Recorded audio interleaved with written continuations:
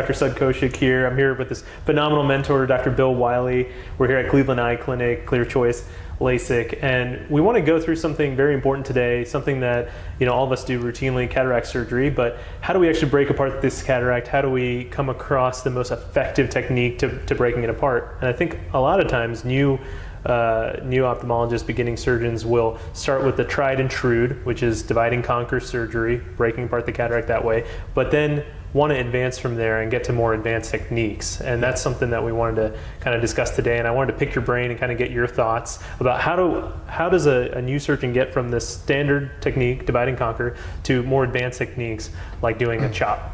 Sure, great question. So it's great to work with you, and it's great to share techniques and thoughts on this matter. I think every surgeon sees divide and conquer as that first step. It's the entry level of dismantling a cataract, and then they'll see a chop and say, well, I want to do that. And the thing is, it doesn't happen just directly from divide and conquer to chop. There's more or less an evolution to chop, and I think that's how I want you to think about it, is looking at it, it's an evolution. Like anything that evolves, it's not just going from from this end to this end. It's like the most beginner step to the most advanced step. There's a lot of steps in between that are important to consider. So let's break down the evolution to chop, okay? So Excellent. If you can imagine, and forgive me, I'm not the best artist, better cataract surgeon than artist, but if this is the eye looking this way, here's your main incision, and let's say you've got your nucleus right here and you want to divide and conquer. I think, let's take it a step back. So this is the capsule rhexis, and you're going to use that as a gauge to start chopping or divide and conquer. So divide and conquer would entail, and one thing to think about, everything builds on divide and conquer. If you don't have divide and conquer, tried and true, it's going to be hard to do true chop. So make sure each step is perfected before you move on to the next. So looking at divide and conquer, the best divide and conquer is you're making a groove from this edge of the rhexis to this edge of the rhexis, one phaco tip wide. So you're going basically from edge to edge, and you want to also go, if you're looking at a side profile of the nucleus like this way, you want to go relatively deep. Obviously, you don't want to break all the way through, but you want to go past the midline, probably 2/3 or 3/4 through the thickness of that cataract. So you can imagine you're going like edge to edge. So this is, let's say, a 6mm rhexis. You're going to do about a 6mm groove, about let's say 75% depth. And you have to remember, if looking at the nucleus a different way, a different angle. This is one cross section. This is another cross section. When you're doing your groove, you want to kind of go down, and follow the step and make sure you go back up. Let's say if you keep the same depth and go all the way out to the periphery, you're going to break through the capsule here. So more or less you have to remember that the back side of this groove is variable depth. So you have to make sure the deepest portion of this groove is going to be somewhere in the center. It's going to be a little more shallow here and a little bit more shallow there.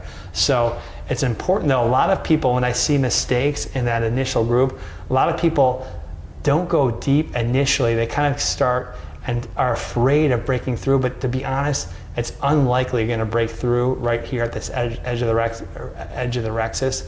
You want to a lot of people kind of go this way and a little too shallow and then come up that way. Or even worse, they're like start shallow and then go deep over here and break through that way. So it's important to make sure that initial sort of step right near the rhexis is relatively deep when you look at the cross section. And that's going to ensure that that whole groove is deep enough and you can get that crack. So basically when you come in, go relatively deep, get to sort of the 75% depth and the deepest portion right there in the center, and then start coming up this way and it comes short of that rhexis. So that's more or less that initial groove.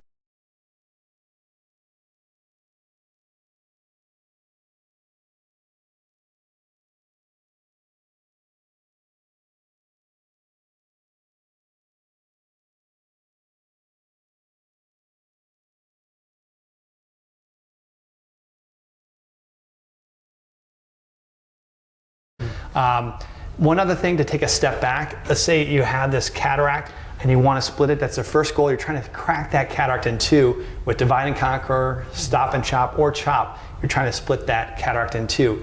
The goal, the main thing you want to do is you want to get your phaco instrument right there, deep within sort of, let's say, that groove. You're trying to get your phaco instrument here and here, right in the center, and your second instrument that's coming in. I like to have my second instrument at 90 degrees to my phaco instrument so that when the phaco tool's here, the second instrument's here, and I can crack. If you're up here at the surface and trying to crack, you're never going to break that nucleus apart.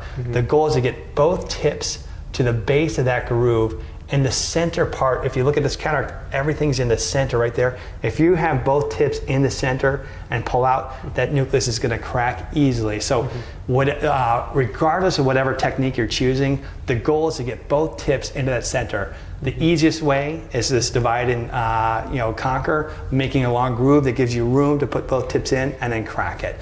But as you see, each step builds on that principle.